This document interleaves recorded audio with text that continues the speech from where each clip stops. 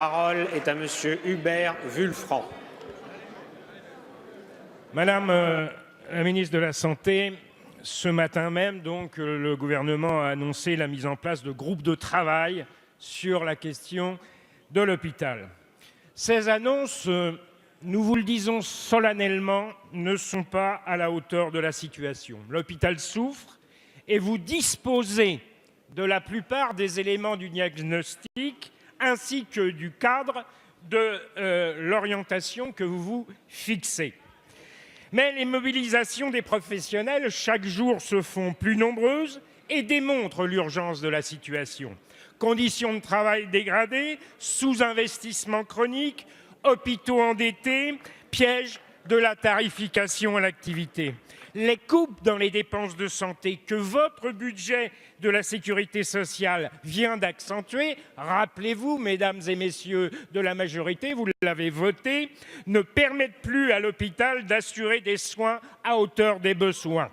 Les parlementaires communistes ont lancé hier à Lyon un tour de France des hôpitaux pour relayer les mobilisations des personnels et des usagers et défendre avec eux des propositions de revalorisation de l'hôpital public.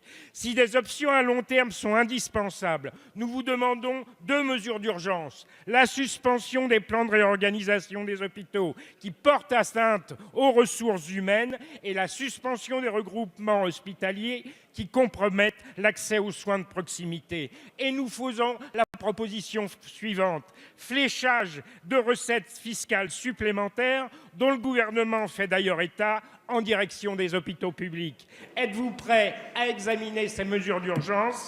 Un dialogue n'est constructif et efficace que si le sol ne continue pas de se dérober sous les pieds des interlocuteurs, vous-même, mais aussi et surtout le personnel soignant et les usagers. Monsieur le député, la parole est à Madame Agnès Buzyn, ministre des Solidarités et de la Santé. Monsieur le Président, Mesdames et Messieurs les députés, Monsieur le député Wulfranc, si le symptôme de mal-être des soignants à l'hôpital que vous décrivez est juste, je crains que votre diagnostic soit totalement faux par ailleurs. Votre diagnostic, il repose sur une vision tronquée de l'hôpital, purement budgétaire. Or, aujourd'hui, tout notre système de santé mérite d'être revu pour améliorer la qualité. Alors vous dites que nous avons réduit les dépenses de santé. Alors je vous rappelle, parce que nous l'avons voté, que nous avons augmenté l'ONDAM, c'est-à-dire les dépenses de santé de 2,3%, c'est-à-dire plus de 4 milliards, que l'hôpital public aura 1,7 milliard de plus cette année et que les restructurations ne visent pas à fermer des hôpitaux.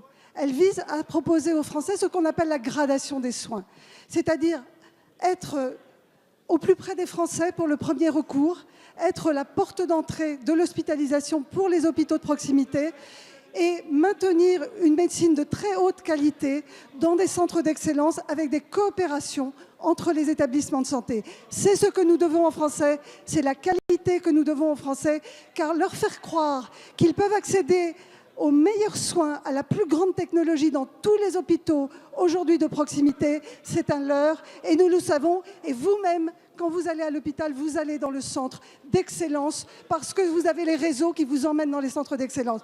Moi, je veux la même qualité de santé pour tous les Français. Ce que je souhaite pour mes enfants, je le souhaite pour l'ensemble des Français. La qualité pour tous. Je vous remercie. Merci, Madame la Ministre.